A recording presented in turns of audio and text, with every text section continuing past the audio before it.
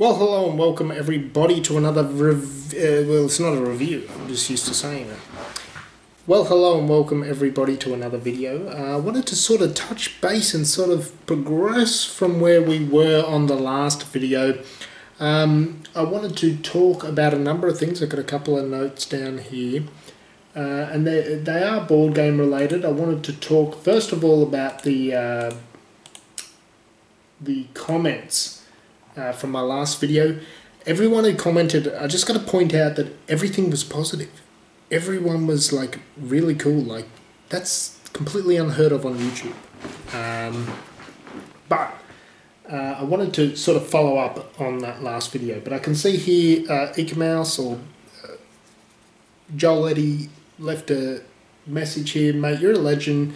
You've done so many videos now, it's insane. Like I don't even know how many you've done now. Oh Jesus, yeah, Christ, yeah. That's insane. But mate, you seem like a really good guy, and I would really like if ever you're here or I'm there and I don't see anyone ever being able to come into this country ever again, but if you do decide to take the risk and isolate for a month or something, yeah, I'll meet you for a beer. That's if I can get to wherever you are. But no, mate, I really appreciate that. That's really nice. It was really heartwarming. All of these comments were. I can see. I won't go over all the comments in case people don't want me to read their names and stuff, their usernames, but. People from Scotland, Argentina, Germany. Somebody mentioned that they play my songs at Essen. Like, that's amazing to me. I think that's hilarious. I would love to go to Essen, and that's amazing. And a couple of friends. Someone mentioned something about, and I won't say who it was or anything, but about the BGG community. And I did mention that in the video, whether it had changed a bit, and I'd like to touch on that at some point in another video because I'm curious there. But today I wanted to talk about a couple of things about the channel. The first thing I wanted to talk about was why the name change. Obviously, the series was Castelli Reviews. I think my first video was uploaded in about 2007 or 2008. They've been deleted since, and I regret having done that, but the quality was so poor, my review style, everything was bad, and I regret having deleted them for one reason. I look back at these videos now as sort of like a going through a photo album. You know, I see myself, I see where I was living, I see what I was doing, I can see things in the background that I was interested in that I'm not interested in anymore. I sort of know where I was. Like it's sort of like going through a photo album. You're like, oh yeah, remember that? And I really regret deleting those really early videos. But yeah, it's just the reason I changed it from Castelli Reviews to the boardroom. I barely remember what it's called now. Was because I was having a lot of trouble finding a job when I moved here, and I discussed that in the probably a bit briefly. I made a move. When I moved here, I couldn't get a job. I couldn't get a transfer in the job that I was in, which I was a postman at the time. A lot of you might know that. We used to ride motorbikes, deliver mail. That's what we did. And motorcycles has always been a big thing in my life since my early 20s. I've been working with motorcycles. So I was trying to get into other jobs, and I was applying for every job I could. I was applying at service stations. I remember applying for like a speed camera job, selling finance, like a telemarketer sort of thing. Like I tried everything to get a job here. And I never got an interview. Never got an interview until I went back to working with motorcycles and went in to visit a few people. and eventually it all sort of kicked off from there, which is a whole nother thing. But the reason I changed the name is because I was actually concerned that people were watching my videos after seeing my name on the resume, which people were prone to do. And I was worried that they were seeing me do stupid things, because that was my shtick. And I was worried that, you know, I wasn't getting interviews because of that. So I changed it all. It was probably a bit of paranoia, to be honest. But that's why the name change. Funnily enough, it was, again, to go back and change all the videos again, to change it back, it probably just upset things more. But that's why the name changed, is because I was scared people were finding me online and seeing me do the silly things. You know, there was one where I was dressed, you know, I was trying to apply for professional jobs, and I'm in a dress playing drums. So probably not the best. But anyway, is what it is.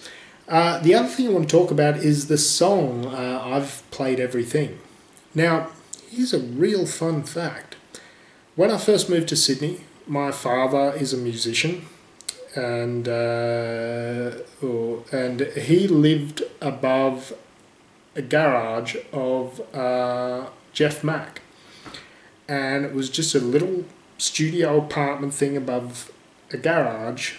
And the reason I mentioned Jeff Mack wrote the song "I've Been Everywhere Man," which was covered by, which was performed by Lucky Star and Johnny Cash.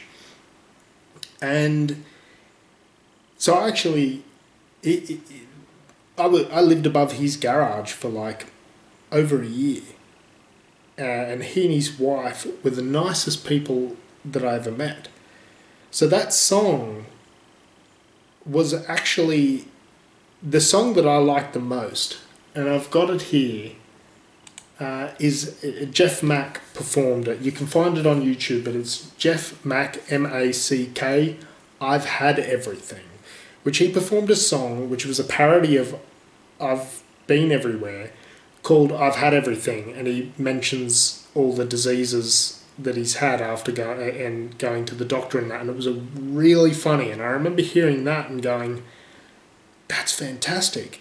And that's where I got the idea to do "I've Played Everything," was because I'd already heard him parody his own song that he wrote. And they were a lovely couple. I remember sitting down, we used to go down there for dinner sometimes, because they were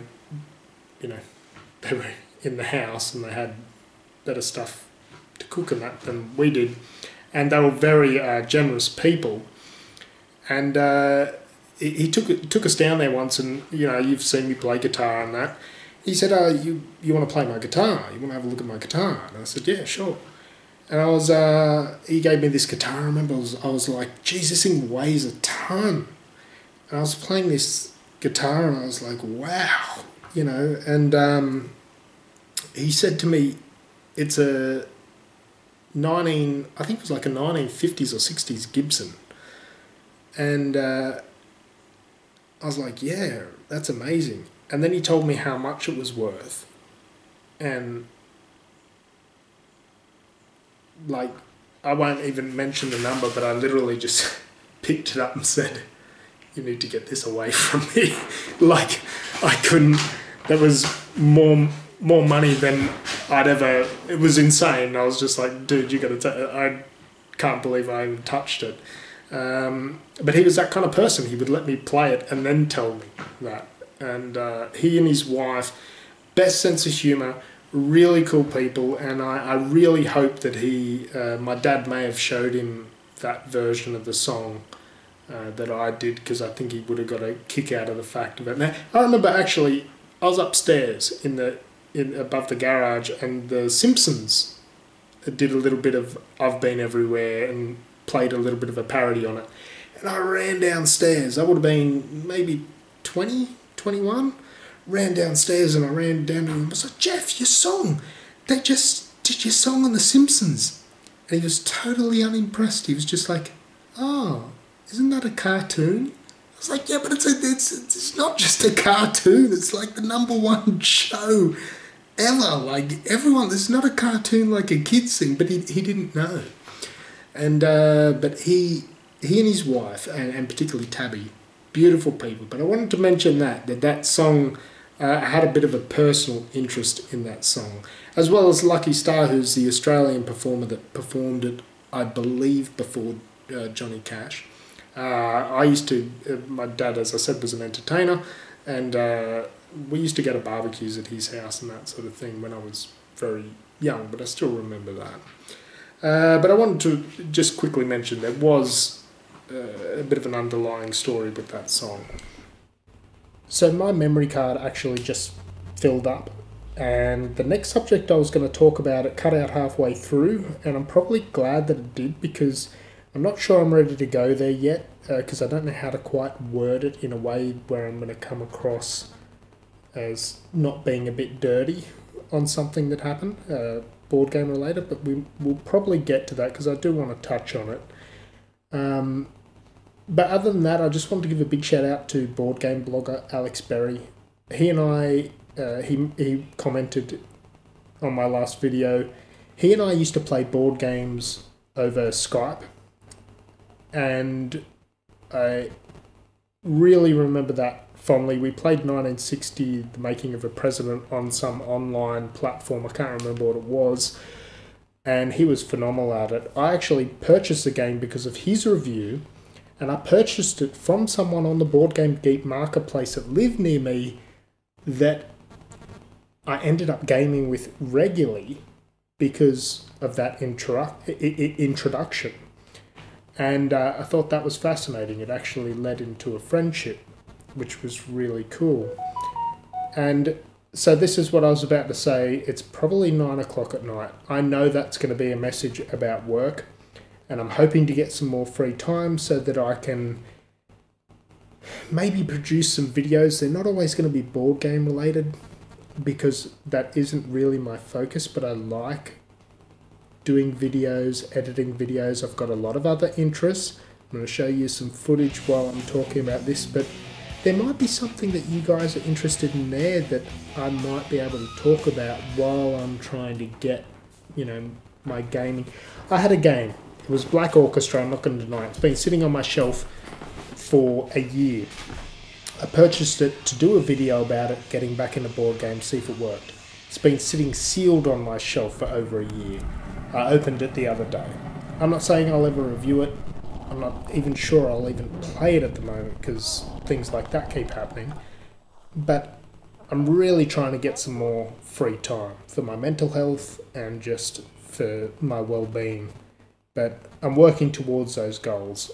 And yeah, so guys, also I should mention I've got another channel that is motorcycle related. If you guys are into motorcycles, you might want to check it out. Give me some feedback on it maybe. It's been around for a few years, but I don't upload regularly because I was trying to build a business, but that business is at a level now where I think I can maintain a bit more spare time. Anyway, guys, I really appreciate all the comments. The board game community has always been really good to me, and I really appreciate that. You guys rock. See you soon. So I was just driving along, and I'm trying to get this guy off the road. There he is. Oh, he's a big fella. You see him climbing the tree?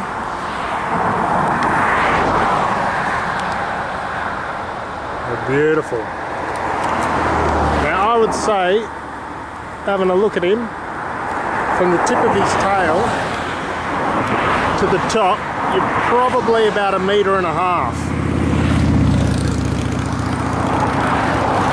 Anyway, he's off the road now.